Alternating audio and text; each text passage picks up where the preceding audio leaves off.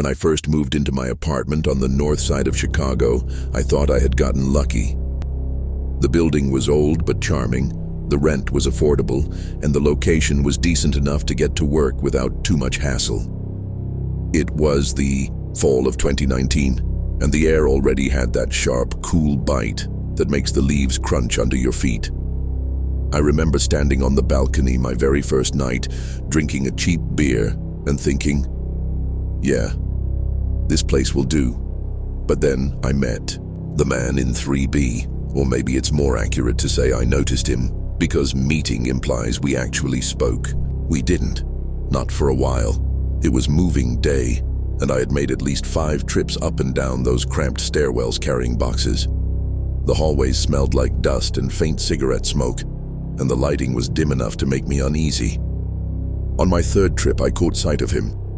He was leaning against the railing outside his door, halfway hidden by the shadows.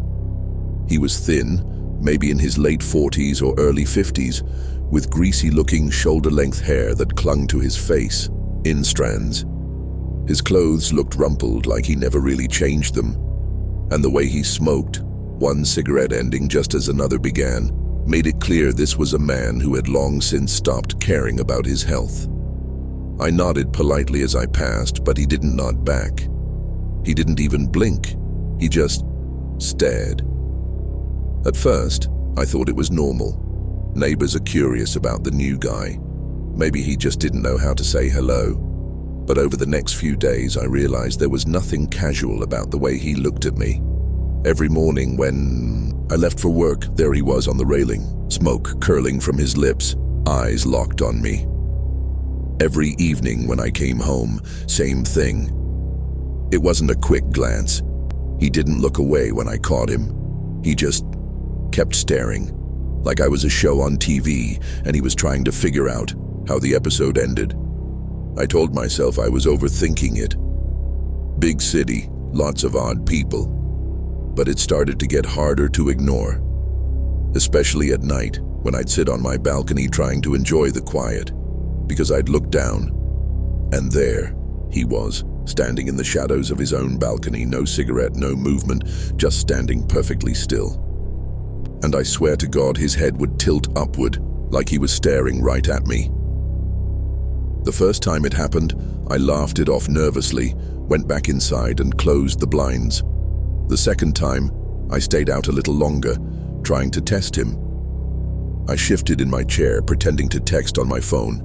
His head shifted with me. That was the night I stopped using the balcony as much. And it was also the night I realized something that made my stomach twist. He wasn't just watching me when I was outside. He was watching even when I was inside. Because sometimes, when I forgot to close the blinds, I'd see him out there on his balcony, his face angled upward, his posture stiff, staring at me through the glass. It was 2 weeks later when things escalated. I'll never forget it, because it was a Tuesday night and I had work early the next morning. I'd gone to bed around midnight. Around 2 a.m., I woke up to a noise. At first, I thought it was just the radiator clanking. The building was old, and strange sounds came with the territory. But then I heard it again, a soft, deliberate knock. Not on my front door. On the sliding glass door that led to my balcony. I froze. My bedroom was right off the living room, and from where I was lying, I could see the faint outline of the blinds swaying gently, like something or someone had brushed against them. I held my breath and listened. Another knock. Soft, almost polite, but unmistakably there. Slowly, I reached for my phone on the nightstand. My heart was pounding so hard I thought whoever was outside might hear it. I hovered my thumb over the 9 on my keypad, but before I could finish dialing, the sound stopped. For a long minute there was nothing, just silence and the distant hum of the city outside. Finally, I mustered enough courage to creep out of bed, step into the living room and carefully pull the blinds back an inch. The balcony was empty. The street below was deserted. My brain scrambled to make excuses. Maybe it was the wind. Maybe The neighbors upstairs had dropped something, but then I noticed the glass. Right at face level, smeared against the door, was the outline of a handprint. I didn't sleep that night. I sat awake with the lights on, clutching my phone like a lifeline. The next day I went downstairs to the landlord's office. She was an older woman, probably in her 60s, and she seemed unsurprised when I mentioned 3B. "You're not the first to say something about him," she sighed. "Robert's been here a long time. He's quiet, keeps to himself, maybe too much, but he's never caused real trouble." I wanted to scream that leaving handprints on someone's balcony door was real trouble, but something in her tone made me hesitate, like she didn't want to talk about it. So I just nodded, said I was fine, and left. That night I double-checked every lock in the apartment. I even shoved a chair under the doorknob just in case. I told myself it was paranoia. But around midnight, I heard it again. Not a knock this time, a voice, faint, just outside the balcony. "Michael." I nearly dropped my phone. It was my name. Someone was whispering my name. My mind raced. I hadn't told anyone my name. I hadn't introduced myself to the neighbors. So how the hell did Robert know it? I crouched low, holding my phone up to record. My hands were shaking so bad, the video was nothing but a blur. I crept toward the blinds, every nerve in my body screaming at me not to look. Again, the whisper, "Michael, let me in." The sound of the sliding door rattling followed like someone was testing the lock. I panicked. My voice cracked as I shouted, "Get out of here!" Silence. For a few seconds, nothing moved. Then I heard footsteps retreating, quick, heavy ones, down the fire escape. I didn't sleep at all that night. The next morning, I went down and checked the fire escape myself. Right on the landing beneath my balcony was a fresh cigarette butt, still faintly smelling of smoke. I reported it again to the landlord, this time with more urgency. She frowned, nodded, and said she'd handle it. But her eyes told me she didn't believe me, or worse, she didn't care. For a few weeks, things went quiet. Robert wasn't outside smoking anymore. I barely saw him at all. A part of me wondered if maybe she had said something to him after all. Then came the Friday night I came home late from work. I walked up the stairs, exhausted, unlocked my door, and froze. Because my door was already unlocked. I knew I had locked it that morning. I triple-checked every day now. My stomach dropped as I slowly pushed the door open, every muscle tense. Inside, nothing seemed out of place. The living room was the same. My shoes were still by the door, but when I walked into my bedroom, my blood turned to ice. The blinds on my balcony door were wide open, and taped to the glass was a single sheet of notebook paper. In shaky handwriting, it read, "I like watching you. I left that night. Packed a bag, called a friend, and never spent another minute in that apartment." The next day, I broke my lease. The landlord barely asked questions. Robert moved out suddenly a few weeks later, no forwarding address, no explanation. But even in my new place far away from Logan Square, I still find myself checking the blinds before bed. Because sometimes, in the quietest hours of the night, I swear I hear it again, that faint whisper right outside the glass. Michael. Buying my first house was supposed to be the start of a new chapter in my life. After years of renting cramped apartments in downtown Denver, I finally saved enough for a modest two-bedroom home in a quiet suburban neighborhood just outside the city. The houses were small but well kept, the lawns neatly trimmed, and kids often rode their bikes down the street in the evenings. It seemed perfect for me and my dog Daisy. On the day I moved in, neighbors stopped by to wave or introduce themselves. Everyone was friendly, except for the people in the house next door. Actually, I couldn't even confirm if there were people living there at first. The blinds were shut tight on every window, the curtains drawn, and the lawn was an eyesore compared to the rest of the neighborhood. patchy brown grass, weeds sprouting tall, and a mailbox leaning at an odd angle. While unloading boxes, I couldn't shake the feeling that someone was watching me. Not in the way you sometimes feel eyes on you, but really watching.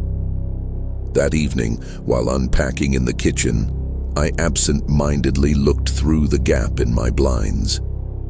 That's when I saw him. A figure stood in the neighboring window, perfectly still, half hidden behind the blinds. From the faint porch light reflecting off the glass, I could make out a pale, older man, maybe in his 60s. He wasn't moving, wasn't waving, wasn't doing anything, just staring in my direction. I froze for a moment, feeling my chest tighten. I told myself maybe he was curious. After all, I was new in the neighborhood. But as the minutes ticked by and he still hadn't moved, my unease grew into dread. Finally, I turned away, forcing myself to focus on my boxes. When I looked back a few minutes later, the window was empty. The next morning, while walking Daisy, I ran into a woman named Linda who lived a few doors down. She was warm and chatty, and I casually asked her if she knew who lived in the house next to mine. Her face changed instantly, her smile faltering. "That would be Mr. Harlan," she said cautiously. "He's been there a long time. Keeps to himself." "What's he like?" I asked. Linda hesitated. "Just odd. You'll see. He stares a lot, makes people uncomfortable." Then she quickly steered the conversation back to small talk, clearly not wanting to linger on the subject. That evening, after a long grocery run, I pulled into my driveway just before 10. The hairs on my neck stood up immediately. His window was lit, the blinds half open, and there he was again. Standing in the same place, his silhouette perfectly framed, eyes locked directly on me as I carried the bags inside. I gave a polite, nervous wave, trying to show I wasn't intimidated, but he didn't wave back. He didn't even blink, just watched me, unmoving, until I shut the door behind me. Inside my new home for the first time, I didn't feel safe. That night, I sat on the couch with Daisy curled against me, pretending to watch TV, but my eyes kept darting toward the window. I had left the blinds shut tight, but even then, I swore I could feel his gaze pressing against the walls of my home. Like no matter where I went, he was watching. And when I finally went to bed, I made sure to double-check the locks. Something I never used to do in my apartment. That was the beginning of a nightmare I never expected when I signed the papers on my dream house. The first week in my new home passed uneventfully, aside from the neighbors' constant watching. At first, I tried to convince myself I was imagining it, or maybe exaggerating because I'd heard Linda's cautious tone when she mentioned him. But deep down, I knew I wasn't imagining anything. It was the little things that proved it. The way his blinds would suddenly shift whenever I stepped into my backyard.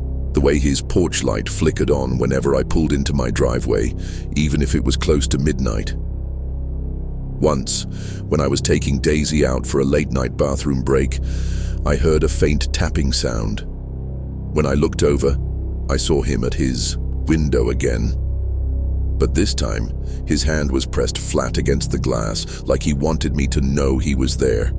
I told myself not to panic. Weird neighbors exist everywhere, and as long as he stayed on his property, he wasn't technically doing anything illegal, but my sense of safety was beginning to erode. One night, about 2 weeks in, I woke up around 2 a.m. to Daisy growling at the bedroom door. She almost never growls. She's a friendly Labrador who loves everyone. I sat up, my heart pounding. The growl turned into a sharp bark, and when I got up and peeked through my blinds, my stomach dropped. There, standing in the shadows of my front yard, was a figure. I couldn't see his face clearly in the darkness, but the outline of his body, tall and thin, was unmistakable. He wasn't on the sidewalk. He wasn't at the curb.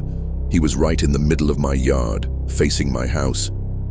I quickly shut the blinds, grabbed my phone, and dialed 911 with shaking hands.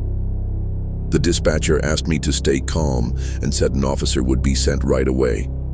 It felt like forever, standing there in the dark with Daisy barking uncontrollably, but finally, headlights swept across the street. The figure was gone by the time the police car pulled up. 2 officers knocked on my door. I explained what I'd seen, and they searched around the house with flashlights. No one was there. No footprints. No evidence. Could it have been a kid? One officer asked gently. Teenagers sometimes mess around at night. Maybe, I admitted, though I knew in my gut it hadn't been some kid. Before they left, I mentioned my neighbor. One officer exchanged a quick glance with the other, then said, "We've gotten calls about him before. Nothing ever sticks. Though, just be careful, keep your doors locked." That night I barely slept. Every creak of the house made me jolt upright. Every rustle of the trees outside sounded like footsteps. The following evening, I decided to test something. After dark, I left my living room blinds cracked open just a bit and sat quietly in the dark with Daisy beside me. I wanted to see if he would appear. It didn't take long. Around 11:30, movement caught my eye.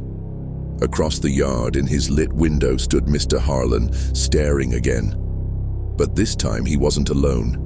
Someone else moved behind him, deeper in the house. A figure taller than him, moving slowly, almost cautiously, as if they didn't want to be seen. My stomach twisted. Was someone living with him? Or, worse, was someone being kept there? Before I could process, Mr. Harlan reached up and shut his blinds completely, leaving me staring at my own reflection in the glass. For the first time since moving in, I thought seriously about leaving, about packing up and walking away from this so-called dream house. But I'd just sunk all of my savings into it. I couldn't just run. I told myself I'd stay alert, keep the doors locked, keep my phone by my side. But deep down, I knew something was coming. Something worse. The breaking point came a few nights later. It was just after midnight when I woke again to Daisy barking like mad. My first instinct was to check the windows, but when I crept into the living room, my heart nearly stopped. The back door, the one leading to the yard, was wide open. I knew I'd locked it. I always locked it. I froze in place, my mind racing. Had someone gotten inside? Was he here in my house? I grabbed the nearest thing I could, a heavy flashlight, and moved slowly through each room, Daisy growling at my side. The house was silent, too silent. Then, as I passed the hallway leading toward the guest bedroom, I heard it. A floorboard creaked. My blood ran cold. Someone was inside. I didn't wait to see who. I bolted back into the living room, slammed the back door shut, and locked it again.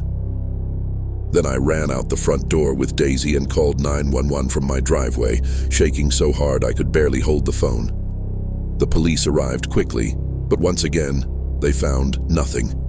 No intruder, no signs of forced entry, nothing out of place. But I knew what I'd heard, and as they searched, I noticed something chilling. The neighbor's house, Mr. Harlan's, was completely dark. No lights, no movement. But as I stood there, clutching Daisy's collar, I could feel it. He was watching me. The officers suggested maybe I'd forgotten to lock the door. Maybe the wind blew it open. I didn't even bother arguing. They weren't going to believe me. After they left, I sat on my porch with Daisy, too afraid to go back inside. And that's when I saw it. Across the street, nailed to the telephone pole, was a small piece of paper, flapping in the wind. I walked closer to read it. It was a photo of me, standing in my own yard, holding grocery bags, taken from the angle of Mr. Harlan's window. My stomach dropped. I ran back inside, locked every door, and called my brother, begging him to come stay with me. By the time he arrived an hour later, the photo was gone, but I'll never forget what it said, scribbled across the bottom in shaky handwriting, "I see you.